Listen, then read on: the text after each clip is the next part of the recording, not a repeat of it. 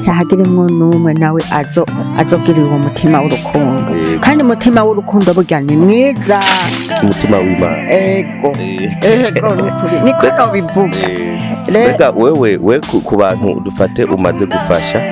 umutima wo gufasha wawukuye he byakujemo gute nawe kugira wumve wofasha ngene vyaje wowe uribaza wowe kujya bavuga ngo umuntu ngo nta myaka 100 azomara wowe uribaza ko ata myaka 100 uzomara aya ntayo nzomara kubera iki iyo ufise yoyo waruzi ko uzoba uyifise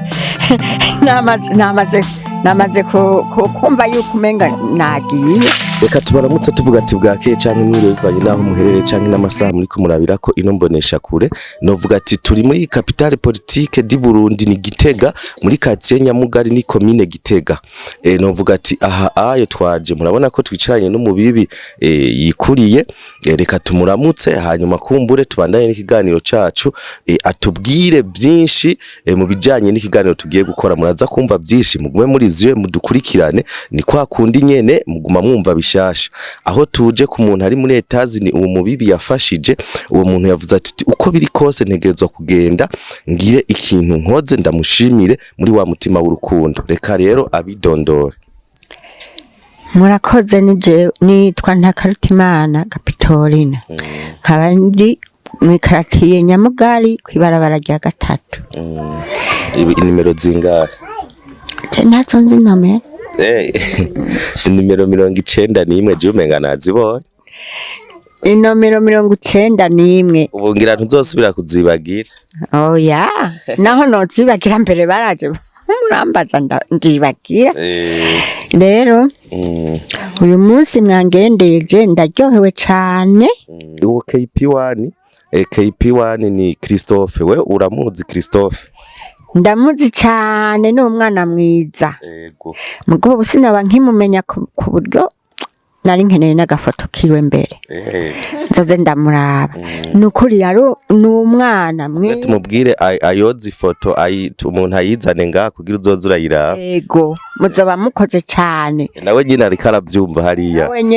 nawe nyene ndamubone nk'uko yambonye mbega Christophe yarabaye ngaha igihe kitari gito ari wowe umutunze mbega Christophe mupfaniki nta na kimwe dupfana yaje ari umwana yitonda cyane akabana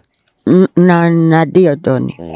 je rero ntiyigera ambonye ntiyigera avuga yarabira hasi hakaza rero aragenda kwiga ibintu bya makanese hiyo ruguru tugahurira ngaha muhira gacaza kwiryamira ntitwavugana mugabo rero mumvo yiwe hariho nabandi bahungu nafashije mugabo abaye wa mbere aje kukugarukira Yezu yavuze ati mbega nakijije abantu benshi haca havamwo umwe araza kuza gushima kwa Yezu none niko abaye ahubwo Imana nimuhezagira ufite uvuga ati Imana imwongerereze ibintu akumbura agasabuni akuzaniye agasabuni aguha hariho nakana guha kagafaranga ko kugura umunyu wo gushira mu mboga ni wa mutima w'urukundo kusa nta kintu woronka nk'umuntu mugabo n'umutima w'urukundo avuga ati nje gufasha uno muntu afasha abandi ego n'umutima w'urukundo n'ukuri hariho n'abandi benshi nafashije mugabo badashobora kwiyumvira mugabo ndamushimiye n'umutima w'urukundo wo mbere umenga w'Imana niko nobivuga afite umutima w'Imana ego n'ukuri niko nobivuga rega wewe ku bantu dufate umaze gufasha umutima wo gufasha wawukuye he byakujemo gute nawe kugira wumve wofasha ngene vyaje nawe ufise umutima w'Imana we umutima w'Imana nawe ukuye ngaha ku bana bari beshi nza mbona umuntu aje kumfasha mwishira hamwe twege nibyo twagomba twiga ibintu byo gufasha abandi gushikaho nshikiriza nti jewe nzofasha imfuvyi n'ingenzi n'uzoba agowe wese nzomufasha n'ikintu nishinze none mbewe nk'ubu none ufise imyaka ingahe ngirango ni 70 70 yonyene ni 3 none wowe uribaza wowe kujya bavuga ngo umuntu ngo nta myaka 100 azomara wowe uribaza ko ata myaka 100 uzomara aya ntayo nzomara kubera iki iyo ufise yoyo waruzi ko uzoba uyifise namaze kumva yuko umenga nagiye. None iyo ufise ubu waruzi ko uzoyishikana abantu mwarukanye mwavukiye rimwe ubu wibagiye bapfuye wibagiye beshi bakugwanje bose nsigaye ndumwe bakuru bawe bari batanu twari batanu jewe ndi umuhererezi bose urumva ko bose nta numwe ariho none ntiwumva ko ari uzoshikana ijana muri bose urakoze cyangwa uyirenze ndamushimiye rwose urakoze hariho n'uwo numvise ngo afise imyaka 140 haha oya Jesse nzoyishikana basha Jesse nzoyishikana oya nayo uwo mwana uyu munsi ndamushimiye ampaye akajumba uyu munsi ndamushimiye azabyare benshi basha hagiremwo numwe nawe azogirira uwo mutima w'urukundo kandi mutima w'urukundo burya ni mwiza kumbure mwari mubanye neza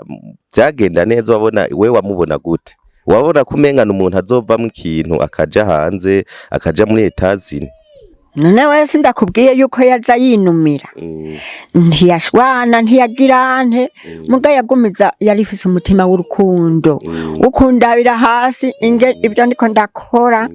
ne warabona byukuri ko azovamwe ikintu mura oya nagira uyu muntu anumye azohava amera nk'abo bandi none urumva umutima wiwe wari kuri jewe ego jewe nukuri ndashimiye akakaje umunzaniye ndakengurutse mumushikire muti erega naho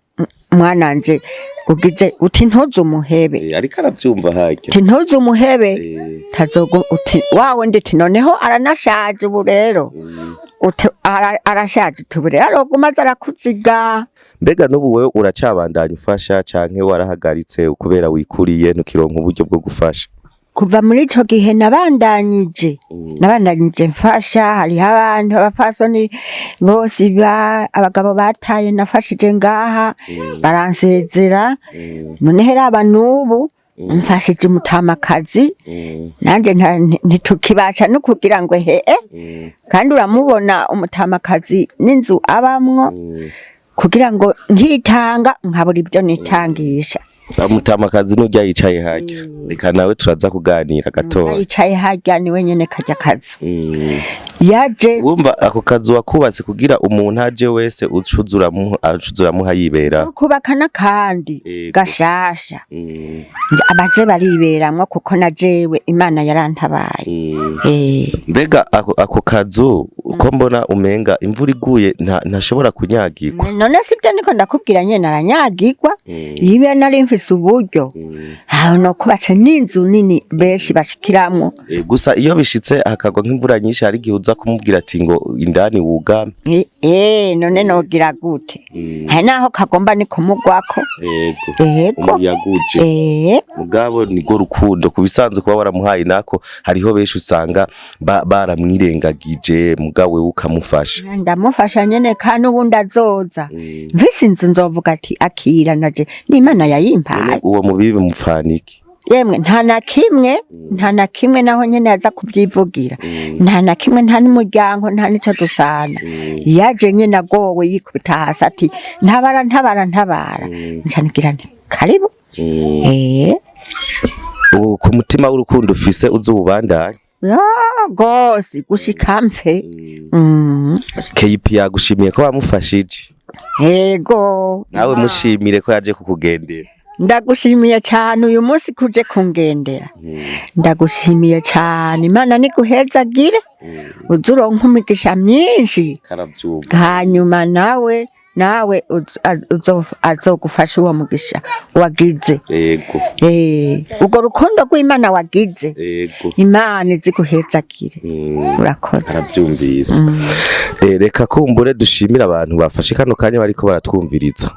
twagomba tubibutse ni muri wa mutima wo gufasha umutima w'urukundo hariho nama ndabivuga tujuru hariho abantu bamerewe neza abantu bahiriwe abantu baryohewe ariko ico no babwira coco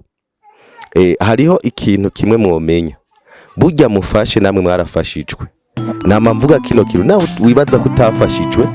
burya kuba Imana yaguha ubwo buzima basi raba uwushimira kuko nawe Imana yaragufashije, raba uwufasha kuko na Imana yaragufashije. Basi kumutwara nishikamwa mu ishengero cyangwa kigira 10 hama kize gifasha abakene n'imfuvyi n'abapfakazi. Mugabo ntubirengagize n'abandi ubona mwibarabara nabo bafashe kugira ngo icubahiro kibici Imana. Mwakoze rero mwe mwadukurikiranye, mwafashe kano kanya muri ko muradukurikirana, reka tubashimire, twongera dushimira n'uwo yaduhaye kano kanya kugira ngo tuganire. Novuga ati Imana ibahe umugisha naho ubutaha. Bye bye, merci beaucoup.